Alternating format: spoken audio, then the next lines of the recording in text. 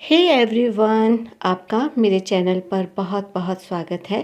तो हम class 7th English पूर्वी बुक का चैप्टर नंबर 1 से एनसीईआरटी सॉल्यूशंस को कवर कर रहे हैं और चैप्टर का नाम है the day the river spoke, की एक दिन जब नदी बोली।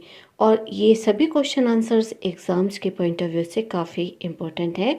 अगर आप इस चैप्टर से रिलेटेड बाकी वीडियोस भी देखना चाहते हैं तो लिंक आपको डिस्क्रिप्शन बॉक्स में मिल जाएगा, आप वहां जाकर उन्हें देख सकते हैं। तो स्टार्ट करते हैं हम अपनी इन क्वेश्चन आंसर को। तो यहाँ पर स्टूडेंट आपके सामने एक छोटा सा एक्सट्रैक्ट आएगा जो कि चैप्टर से ही लिया गया।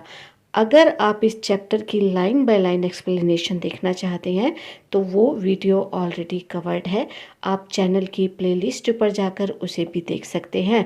तो यहाँ जो एक्सट्रैक्ट है, चलिए जल्दी से आपको समझा देते हैं कि इसमें क्या है।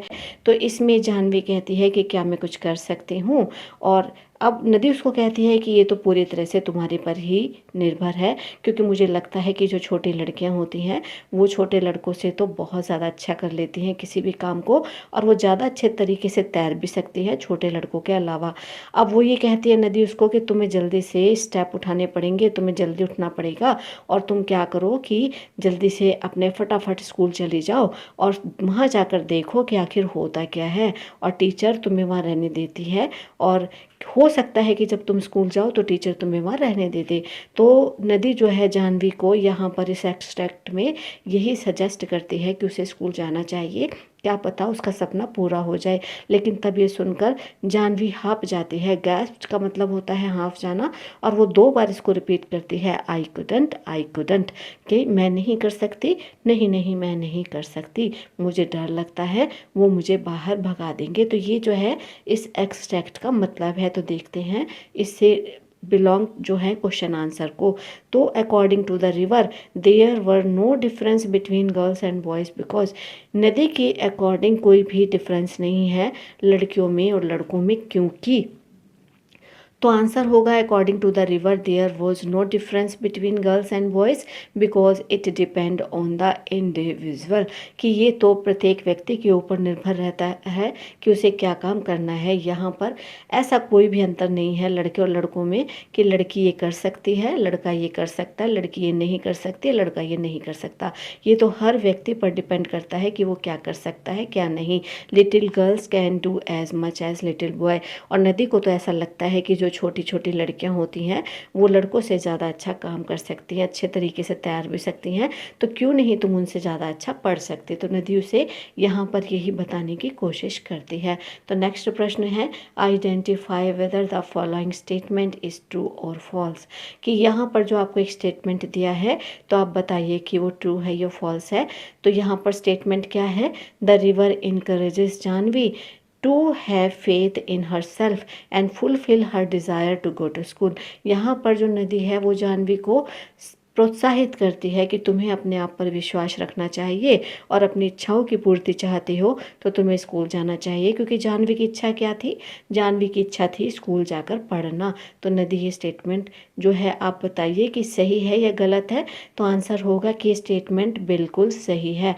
तो the river encourages Janvi to believe in herself and try to fulfil her wish to go to school, क्योंकि नदी ने उसको ये कहा था, उसको साहस बंधाया था कि तुम्हें अपने आप पर विश्वास रखना चाहिए, तुम आत्मविश्वासी बनो और तुम्हें स्कूल खुद ही जाना चाहिए। अगर तुम्हारे पेरेंट्स तुम्हें स्कूल नहीं भेजते तो इसके लिए पहला स्टेप तुम्हें उठाना चाहिए, तुम स्कूल जाओ और जाकर देखो तो सही वहाँ होता क्या है, क्या पता टीचर तुम्हें वहाँ पर रहने की इजाज़त दे दे। तो नदी ने जाह्नवी को ये कहकर ढांढस बंधाया था।